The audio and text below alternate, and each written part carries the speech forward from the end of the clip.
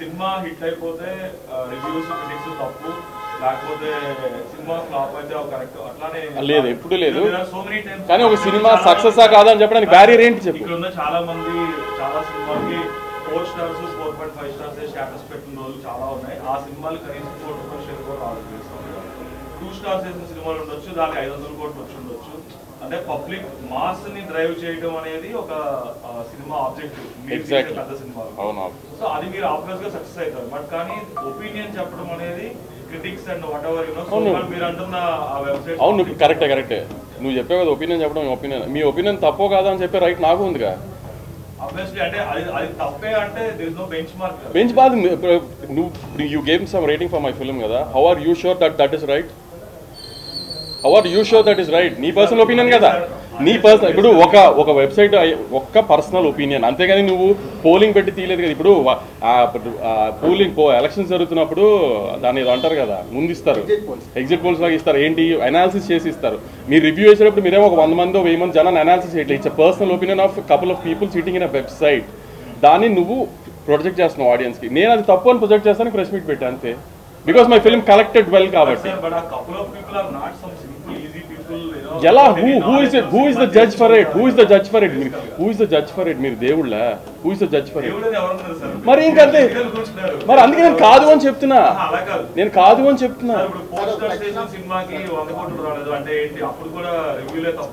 ఏంటి అసలు నేను అనేది రివ్యూ తప్ప ఒప్ప కాదు. అసలు రివ్యూకి వాల్యూ లేదు అని చెప్తున్నా. రివ్యూకి వాల్యూ లేదు అని నా పర్సనల్ ఒపీనియన్ చెప్తున్నా. I'm not generalising it also. I'm not getting affected by it. నేను చెప్తున్నా అదే లోకేష్.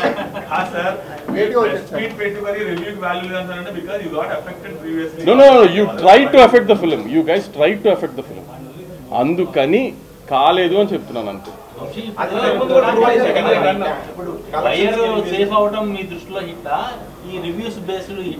మీరు చెప్పండి, ఇంత ఎక్స్పీరియన్స్ ఏది హిట్? మీరు చెప్పండి. మీడియా ఇంత ఎక్స్పీరియన్స్ మీడియా కదా లక్ష్మీ. ఇప్పుడు సినిమా డబ్బులు తీసింది నేను, డబ్బులు పెట్టి కొనుక్కునేది అతను. ఎవరు సేఫ్ అయితే సినిమా హిట్? మరి ఆబ్వియస్లీ అదే. ఇప్పుడు అడిగాడు కదా ప్రెస్ మీట్ ఎందుకు పెట్టారని. నా సినిమా నా దగ్గర కొనుక్కున్న బయ్యర్లు ఆల్మోస్ట్ 90% నిన్నటితో బ్రేక్ ఈవెన్ అయిపోయారు. నా జిఎస్టీతో చాలా మందికి కమిషన్ లాగా వెళ్ళిపోయింది అని సో కాల్డ్ జనరలైజ్డ్ మీడియాకి చెప్పడానికి ఈ ప్రెస్ మీట్. నేను ఇందాక కూడా చెప్పా, మొన్న ట్వీట్ కూడా చూసా, ఫ్రైడేల గురించి మాట్లాడుతున్నారు. వాళ్ళందరికీ చెప్దామని. మరీ సంతోషించమాకండి, సినిమా చాలా బాగా ఆడింది, రెవెన్యూ చాలా బాగా చేసింది, ఆల్మోస్ట్ బయర్ సేఫ్ అయ్యారు అని చెప్దామని ప్రెస్ మీట్. అది మీరు కనుక్కుని చెప్పాలి.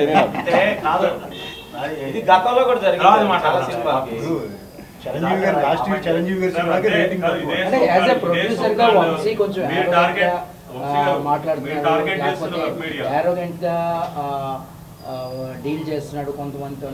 ఫ్యాన్స్ ఈవెన్ ఫ్యాన్స్ తో కూడా కొంత ఆరోగెన్స్ ఉంది అని అండి. దాని గురించి నాకు ఎప్పుడు అనిపించలేదు. But so many people in social media face లేని వాళ్ళు ఏం మాట్లాడితే why do we want to give that అంత ఇంపార్టెన్స్?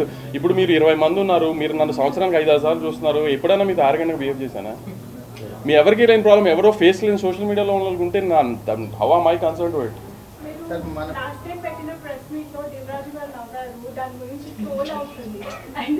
నేను ఆయనకి చెప్పిందేంటో తెలియదు.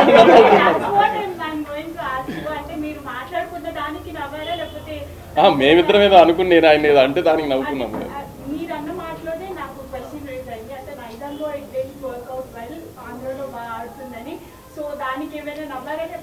చిచి అప్పటికి ఇంకా తెలియదు కదండి నైజాం పర్ఫార్మెన్స్ ఏంటి, Andhra performance. That was Saturday only, second day only. ఇంకా నేనే I was in very tense position ఆ టైంకి. నేనే నో లేదు, అది వేరే రకంగా ఏదో అనుకుంటే నవ్వారు. అలా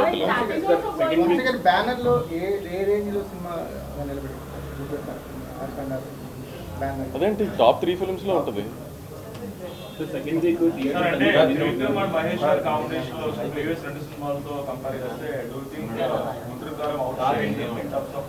సార్ ముందు 2 సినిమాలు వచ్చిన దాంట్లో both were genre based films and cult films. ఇది commercial mass cinema. Commercial cinema అంటే అర్థం బయ్యర్లకి ట్రేడ్కి వర్కౌట్ అవ్వాల్సిన సినిమా, అది వర్కౌట్ అయింది. ఆ రకంగా ఇట్ ఆల్సో వర్క్డ్ అవుట్ కదా. బోస్ట్ ఆ 2 కల్ట్ ఫిల్మ్స్ వాటితో కంపారిజన్ కాదు. ఇది కమర్షియల్ ఫిల్మ్. పండగకి వచ్చిన ఒక కమర్షియల్ ఫిల్మ్. పండగ వస్తుంది కాబట్టి. ఇప్పుడు సంక్రాంతికి ప్రాబ్లం అయిపోయింది, థియేటర్స్ మొత్తం అయిపోయింది. నెక్స్ట్ మరి February 19 మళ్ళీ ఇప్పుడే పీపుల్ మీడియా వాళ్ళు ఒక లెటర్ కూడా పెట్టారు, మాకు సోలోగా ఇస్తారా అనేసి అంటున్నారు. నాకు Feb 9th ఈగిల్ రవితేజ గారి సినిమా వస్తుంది, టిల్లు ఆపాలన్నారు, నేను ఆపేసాం అయిపోయింది. తర్వాత ఇంకేంటనేది దట్స్ నాట్ కన్సర్న్. అదిరిపోయింది కదా. సోషల్ మీడియాని కొన్ని వేల రీల్స్ రెస్పాన్స్ గురించి ఒకసారి సాంగ్ రెస్పాన్సే కాదు కుమార్, అందరూ last half an hour 40 minutes చాలా బాగుంది, సాంగ్ నుంచి సినిమా ఎక్కడ ఆగలేదు, ఎమోషనల్గా బాగుంది, ఆ ఫైట్ పాట అన్నీ చాలా బాగున్నాయి అన్నారు. Song response extreme. నిన్న మొన్న ఏదో యూట్యూబ్లో ఏదో ఎవరో నాకు వీడియో షేర్ చేశారు, ఒక 30-40 year old అమ్మాయి డాన్స్ చేస్తాం థియేటర్లో. సో ఇవన్నీ చూస్తేనే కదా తెలుస్తుంది పెద్ద ఈ రేంజ్ వచ్చింది అని. అంటే సెకండ్ వీక్ వచ్చింది కదా, దాని ప్రకారం షార్ట్ లిస్ట్ చేసుకుని డిస్ట్రిబ్యూటర్స్ దాని ప్రకారం ప్లాన్ చేసుకుంటారు. దాంట్లో ఎనీ డే ఒక ఏరియాలో సినిమా అమ్మేసిన తర్వాత థియేటర్ల గురించి కానీ, అది ఎలా రిలీజ్ అవుతుంది కానీ, ఎలా ల్యాండ్ అవుతుంది అనేది కానీ, తన డబ్బులు తన రిస్క్ కదా, తను చూసుకుంటాడు కదా. మేము అతనికి అడ్వైస్ చేసే పొజిషన్లో మేము ఉండం కదా. అమ్మేసిన తర్వాత సొంత రిలీజ్కి వెళ్తున్నాం అనుకోండి, అవన్నీ మనం చెప్తాం. తను కొనుక్కున్న సినిమా తనకి ఎలా తన డబ్బులు వెనక్కి తెచ్చుకోవాలి తనకి మనకన్నా బెటర్గా తెలుస్తుంది కదా. సో అందరూ వాళ్ళు ప్లాన్ చేసుకుంటారు, వాళ్ళు మా డిస్ట్రిబ్యూటర్స్.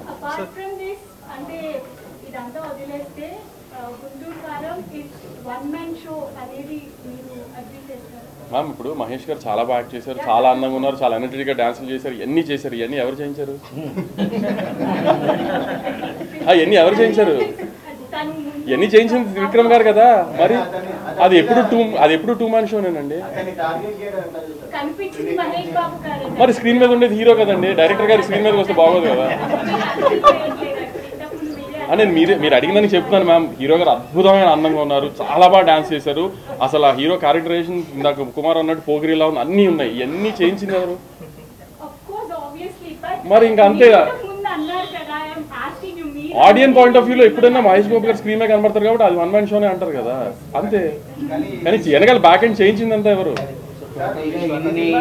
ఇన్ని బ్యాక్ లాషెస్, ఇన్ని బ్యాక్ స్టాప్ తర్వాత మజా వచ్చిందా? ప్రశాంతంగా నిద్రపడతాను చూస్తుంటే మజా వచ్చిందా? బయ్యర్ సేఫ్ అయ్యాను, ఫుల్ అయింది, ఇన్ని థియేటర్లు ఫుల్, మన ఫస్ట్ షో ఇన్ని థియేటర్లు ఫుల్, ఇవన్నీ చెప్తున్నారు కదా, అని బాగా ప్రశాంతంగా నిద్ర వస్తుంది. రామాయణం, మహాభారతం, భగవద్గీత, వేదిక్ సైన్స్, ఋగ్వేదం, యజుర్వేదం, అథర్వవేదం, 18 పురాణాలు, దశావతారాలు, 10 మహావిద్యలు, Vedic maths, Indian inventions, secret of gods, మరెన్నో కోర్సులు నేర్చుకోవాలనుకుంటే మా indianvedicSchool.com వెబ్సైట్లో లాగిన్ అయి నేర్చుకోవచ్చు. ఎటువంటి ఫీజు లేకుండా ఫ్రీ కోర్సులు కూడా మా వెబ్సైట్లో అందుబాటులో ఉన్నాయి. గూగుల్ ప్లే స్టోర్, యాప్ స్టోర్లో ఇండియన్ వేదిక్ స్కూల్ యాప్ని డౌన్లోడ్ చేసుకోవచ్చు.